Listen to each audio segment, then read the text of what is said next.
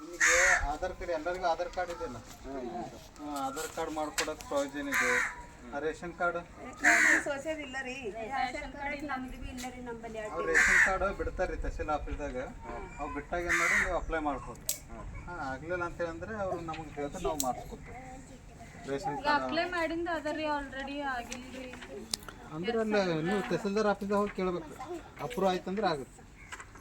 ಅಂದ್ರೆ ನಮ್ಮ ಮನೆಯವ್ರದ್ದು ಇಲ್ಲ ರೀ ಅದ್ರಾಗೂ ನಮ್ಮ ಮಕ್ಕಳು ಆಲ್ರೆಡಿ ಬಿಟ್ಟಾರ ಅಕ್ಕವ್ರೆ, ಹೆಸರು ಸೇರ್ಸೋದು ಬಿಟ್ಟಾರ. ನಿಮ್ದು ಒಬ್ಬರದಿತ್ತಂದ್ರೆ ನಿಮ್ಮ ತಮ್ಮ ಮೇಲೆ ಇನ್ನೊಬ್ಬರು ಸೇರಿಸ್ಬೋದು. ಅವ್ರದ್ದು ಇನ್ನೊಂದು ರೇಷನ್ ಕಾರ್ಡ್ ಅದು ಡಿಲೀಟ್ ಮಾಡ್ಬೇಕು. ಆಗ್ತದೆ. ನೀವು ಡಿಲೀಟ್ ಇಲ್ಲ ಹೊರಗಡೆ ಮಾಡಿಸಿ.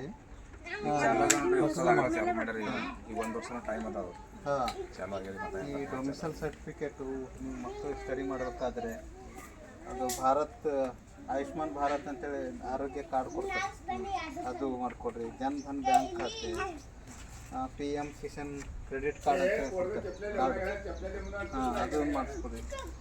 ಸೊ ಈಗ ಮತ್ತೆ ನಿಮಗೆ ಯಾರ ಮಕ್ಕಳಿಗೆ ಇವು ಕ್ರೈಸ್ ಇರ್ತಾವೆ, ಮೊರಾರ್ಜಿ, ಕಿತ್ತೂರಾಣಿ ಚೆನ್ನಮ್ಮ, ಅಲ್ಲೂ ಅಡ್ಮಿಷನ್ ಕೊಡ್ತಾರೆ 6ನೇ ತರಗತಿ ಓದೋರಿದ್ದಾರೆ ಅಂತೇಳಿ ನೀವು ಅದು ಮಾಡಿಸ್ಕೊಳ್ಬೋದು. ಸೊ ಒಟ್ಟು ಸರ್ಕಾರದ ಯೋಜನೆಗಳನ್ನು ನೀವು ಇದು ಪಡ್ಕೊಳ್ಬೋದು. ನೀವು ಯಾವ ಸ್ಕೂಲಿಗೂ ಅಡ್ಮಿಷನ್ ಕೊಡ್ತೀವಿ.